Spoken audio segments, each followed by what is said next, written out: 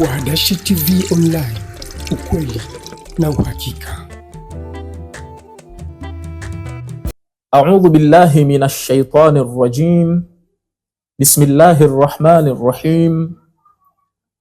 Alhamdulillahi rabbil alamin. Thumma as-salatu was-salamu ala ashrafil mursalin.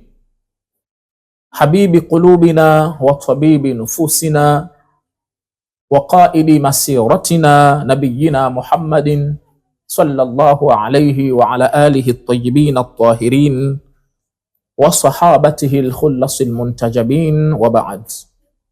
Ndugu zangu, assalamu alaikum wa rahmatullahi wa barakatuhu. Katika mazungumzo yetu ya leo tumeandaa mada inayosema dawrul abi fi tarbiya, jukumu la baba katika malezi au wajibu wa baba katika malezi. Na katika mada hii tutazungumzia nukta inayosema al-abu wal-ifratu wat-tafritu, baba na kitendo cha kupitiliza katika malezi na kupuuzia baadhi ya mambo katika malezi. Katika malezi ya kulelewa mtoto kuna baadhi ya makosa hujitokeza kwa wazazi. Mzazi anaweza kumfanyia mtoto vitu vizuri kupitiliza, au anaweza kufanya vitu fulani kupuuza.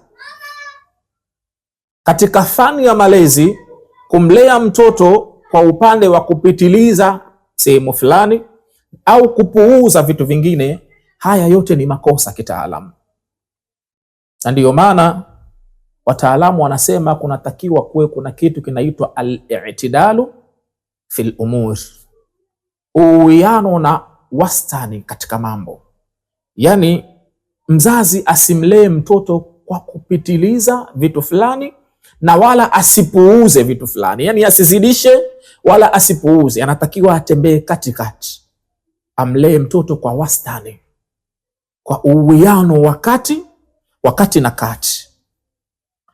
Mazungumzo yetu yanalenga kuzungumzia falsafa muhimu sana ya malezi katika Uislamu na katika saikolojia ya kisasa, ambayo falsafa yenyewe ni wastani au usawa katika malezi ya watoto. Mtoto huharibikiwa kwa njia mbili. Mtoto anaweza kuharibikiwa kwa njia kubwa mbili. Njia ya kwanza ni al-ifrat, ni kupitiliza katika baadhi ya mambo, ukamfanyia vitu vya ziada. Kama ni ulinzi, basi ukamlinda kwenye ulinzi wa ziada, kupitiliza. Na kama ni ukali, basi ukamfanyia ukali uliokithiri, kafanya al-ifratu, ukapitiliza katika hivi vitu. Kitaalam ni makosa kupitiliza. Mtoto hapa anaweza kuharibikiwa. Hii ni njia ya kwanza. Lakini njia ya pili ni at-tafrit. Tunapokukataza usipitilize, pia tukukataza usipuuze. Yani tukikwambia usipitilize ni vibaya, waweza ukaona basi bora nipuuze. La, pia usipuuze. At-tafrit, kitendo cha kupuuzia. Mfano, unapopuuza katika malezi jambo fulani huleta uzembe, ukosefu wa malezi na uangalizi kwa mtoto unaweza ukajitokeza kwa vitendo vya wazazi kupuuzia baadhi ya mambo. Kwa hiyo al-ifrat, kupitiliza mambo fulani kwenye malezi, na at-tafrit, na kupuuzia, vyote viwili vinaweza kumharibu mtoto. Vyote viwili vinaweza kumharibu mtoto. Njia inayotakiwa hapa ni al-i'tidalu fil umur, ni njia ya kati na kati, usawa na uwiano. Al-Islamu huwa dinu li'tidali wa muraati haddi al-wasati fi jamii al-umur wa yarfudhu al-ifrata wat-tafrita. Uislamu ni dini ya wastani na ya kuzingatia njia ya kati na kati katika mambo yote. Lakini pia Uislamu yarfudhu al-ifrata wa tafrit, unakataa kupitiliza katika mambo, kuyafanya ziada. Pia unakataa kupuuza, yani unapoambiwa usipitilize, usifanye ziada, maana yake hujakatazwa uache alafu upuuze. Usipuuze pia, unapopuuza unaharibu. Uislamu unataka kukupitisha kati na kati, usimame katikati, usizidishe na wala usipuuze. Tayib, dhana hii inahusu nyanja zote za maisha ya mwanadamu, hata katika ibada. Huruhusiwi kuona leo una mood wa kufanya ibada, swala ya asubuhi ukaswali raka 4. Sababu leo nina mood, ngoja nizipige 4. La, swala ya asubuhi ni raka 2 tu. Hata uwe na mood vipi, uweze kuiswali raka 4. Hapo umefanya al-ifrat, umepitiliza, maana yake umekosea. Siku umejisikia mnyonge, kaenda kuswali swala ya dhuhuri au labda kusema kwa sababu leo mnyonge, ngoja niswali raka 2, ukapuuza maelekezo ya kwamba swala ya dhuhuri ni raka 4, ukapitiliza au ukapuuza, vyote ni makosa. Watakiwa utembee kwenye mfumo wa kati na kati ambao umewekwa kitaalamu. Kwa hiyo hata katika ibada mtu haruhusiwi kupitiliza wala haruhusiwi kufanyaje, haruhusiwi kupunguza. Inatakikana kuzingatiwa wastani na uwiano ili kupatikane mafanikio katika malezi, au njia ya wastani na uwiano iweze kuleta mafanikio na malezi mema yaweze kupatikana wakati tukiwalea watoto wetu. Al-ifratu au at-tafritu fi at-tarbiya, kupitiliza au kupuuza katika malezi husababisha matatizo mengi kwa vizazi vyetu sisi katika maisha yao ya sasa na maisha yao ya baadaye. Mfano wake ni kama mfano wa mmea. Mmea ukikosa maji hukauka na hufa polepole. Hapo umekosa maji, manake umepuuzwa.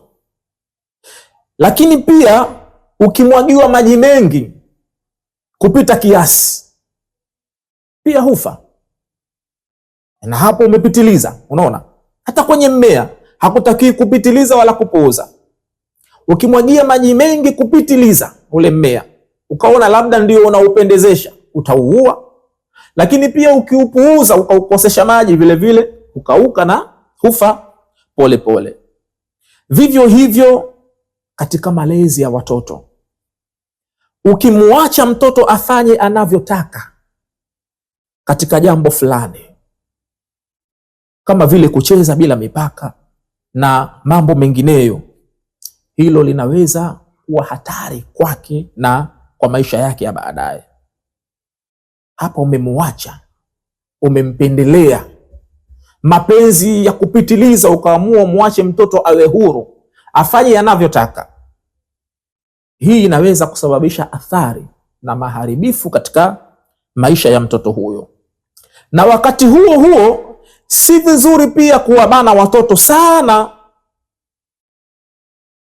mkawatoa wakawa wako mbali na wazazi wao, kuona labda tukiwaacha na wazazi watawalea sana, watawapenda sana, watapitiliza, watawaharibu, ngoja tuwatoe, tuwaepushe na wazazi wao, ukapuuza umuhimu wa wazazi.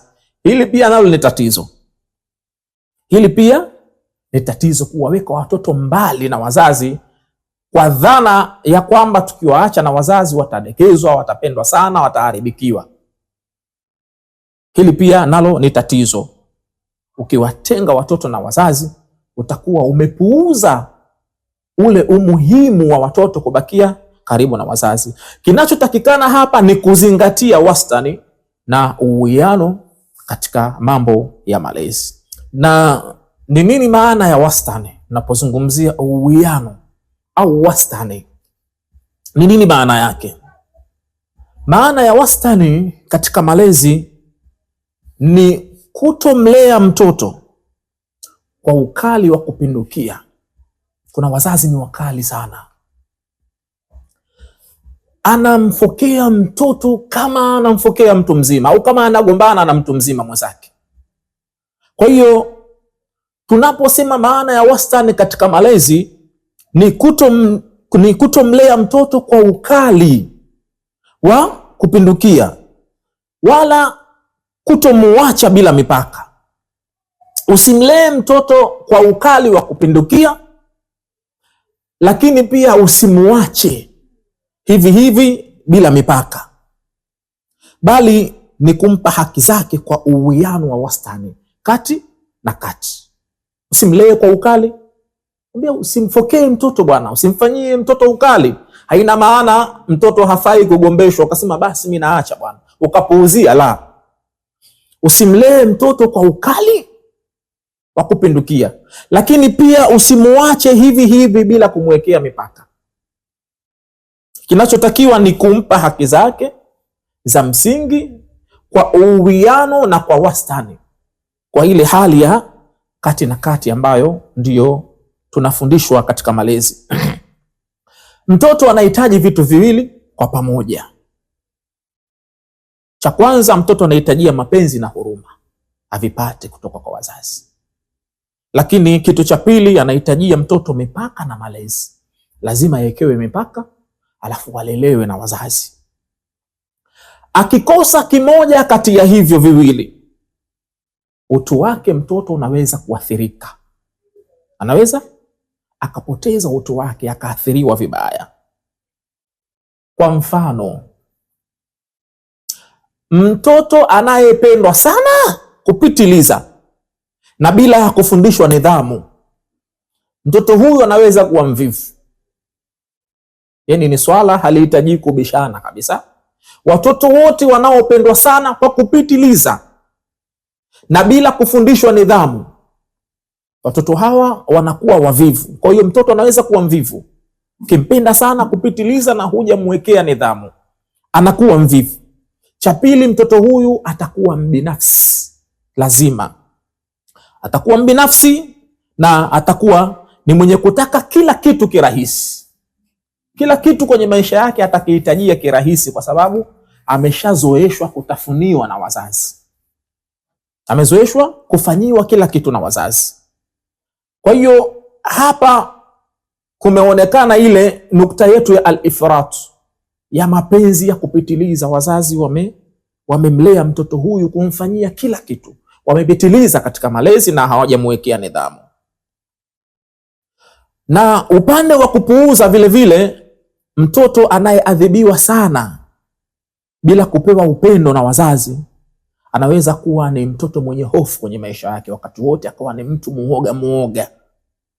Anaweza kutengenezewa akawa na tatizo la hasira, ni mtu wa kukasirika, au akawa na chuki dhidi ya jamii yake anayoishi nayo. Anaweza kuwa na chuki dhidi ya jamii yake anayoishi nayo. Kwa sababu gani?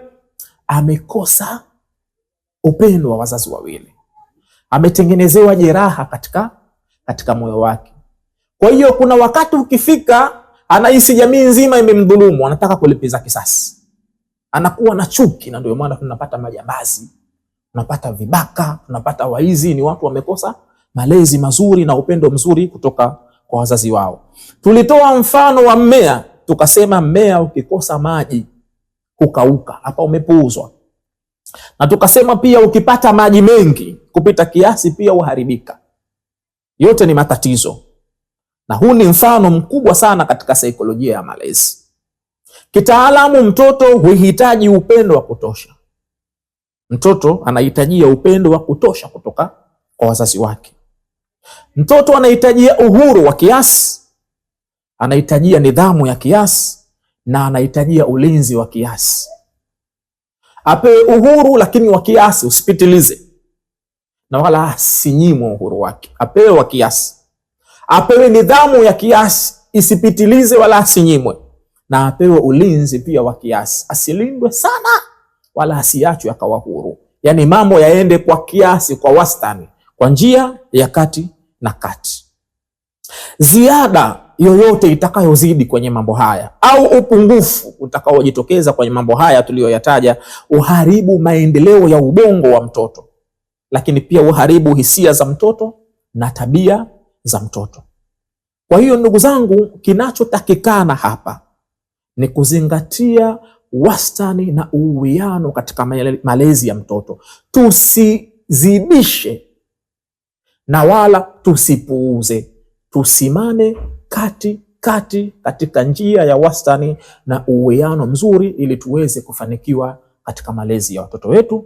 Asanteni sana na washukuru kwa kunisikiliza. Tuonane katika kipindi kijacho. Wahdashi TV Online, ukweli na uhakika.